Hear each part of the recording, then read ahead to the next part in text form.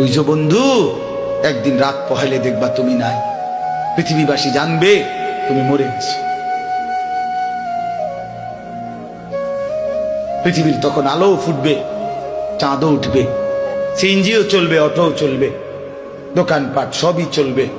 এই পৃথিবীর হই হুল্লুর হুলুস্থুল ব্যস্ততা, ধোকাবাজ এই দুনিয়া, কেউ থামবে না, শুধু তোমারে কবরে পাঠায়। ধোকাবাজ এই দুনিয়া প্রতারক, এই দুনিয়া কেউ থামে না। সামনের সিএনজি অ্যাক্সিডেন্ট করলো, পিছনের সিএনজি থামে না, ছাড়ি দিয়ে যায় না। সামনের গাড়ি অ্যাক্সিডেন্ট করলে পিছনের গাড়ি থামে না, ছাড়ি দিয়ে যায়। স্বার্থপর এই দুনিয়ায় কেউ থামে না। হ্যাঁ, বাপরে দাফন কইরা এই সন্তান, এই বউ বাচ্চারাই আবার এসার পরে ওই দিনকেই ভাত খায়, তাই না? পেট বইরা খায়, লগের ঘরের থেকে আর আইন্দা আনছে, এরা ঠিকই পেট ভরে খায়। তোরা না কাঁদলো বিকালে, ওরা না দুপুরে কাঁদলো, কোন ভাত খায় খা। স্বার্থপর, কেউ থামে না দুনিয়া, আলো বাতাস সব চলে, তুমি বন্ধু থাকবে।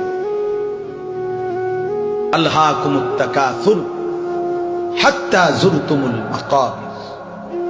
আল্লাহ বলছে, বান্দা আখিরাত ভুলে গেলা, দুনিয়ায় ডুবে গেলা, তবে মনে রেখো হাত্তা যুরতুমুল মাকাবির, এরই মাঝে কিন্তু একদিন কবরস্থানেই পৌঁছে যাবে। হ্যাঁ, কই পৌঁছে যাইবা? তোমরা কবরস্থান দেখো নাই ভাইয়া? কাল্লা সাউফা তা'লামুন। আল্লাহ বলে, কবরে আসলেই আমি বুঝাই দেব বান্দা আমার নাফরমানির শাস্তি কেমন। সুম্মা কাল্লা সাউফা তা'লামুন। আবার নাফরমান হাসরের ময়দানে আসলে আমি আবার বুঝাই দেব আমার অবাধ্যতার শাস্তিটা কি।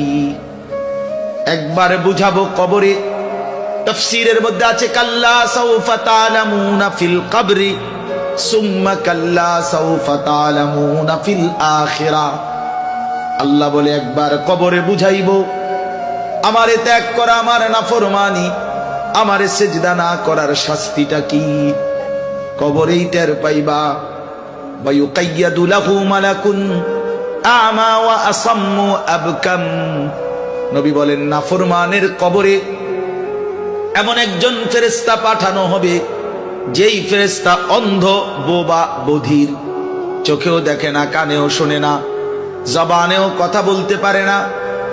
ফায়ুদরাবু লাহু বিমিতরাকাতিন মিন হাদিদ গরবাতান বাইনা উদুনাইহি।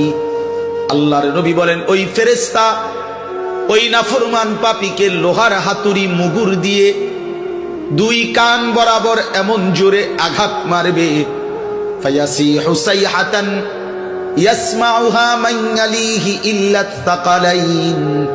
নবী বলে, নাফরমান এত জোরে চিৎকার করবে, মানুষ এবং জিন ব্যতীত আল্লাহর সব সৃষ্টি শুনবে।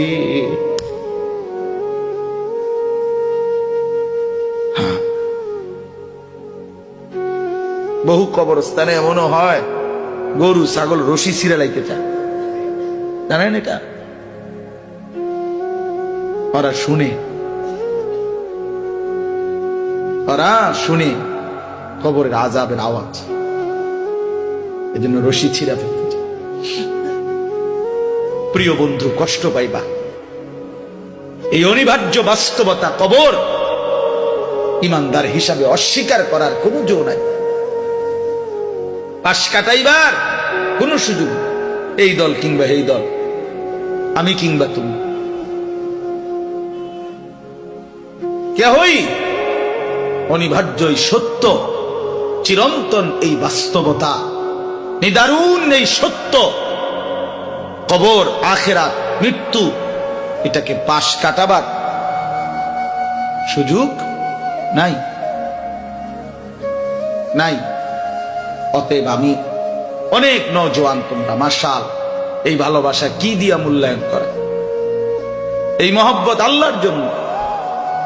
তাইলে যেহেতু তোমরা পছন্দ করে ভালোবেসে আল্লাহর জন্যই আসছো, আল্লাহর কথা শুনবার জন্যই আসছো। আমি অনুরোধ করি তোমরা আরেকটু আগাও। যেহেতু আল্লাহকেই ভালোবাসো, আল্লাহর কথাই শুনতে চাইছো, আল্লাহর জন্যই বসছো ভাইয়া, দাঁড়াইছো, তো আর একটু হিম্মত করে সেজদা দিয়া দাও, মালিকের সেজদা দাও, ঠকবা না। আল্লাহরে সেজদা দিয়ে কেউ ঠকে না, আল্লাহর গোলামি করে কেউ ঠকে না। প্রিয় ভাই, নষ্ট হইও না। প্রিয় সন্তান আমার, নষ্ট হইও না। প্রিয় যুবক আমার, নষ্ট হইও না। মুসলমানের কিশোর, তরুণ, নওজোয়ান, আগামীর ইসলামের পতাকা তুমি হাতে নিও। আগামীর কালেমার পতাকা তোমার হাতে। সারা পৃথিবীতে ইমানদারের বিজয় হবে, হচ্ছে। সারা পৃথিবীতে মজলুমের বিজয় হচ্ছে, জালেমের পতন হচ্ছে। কোথাও সারা পৃথিবীতেই জালেম থরথর করে কাঁপতেছে। হ্যাঁ, সারা পৃথিবীর বাস্তবতা, শুধু বাংলা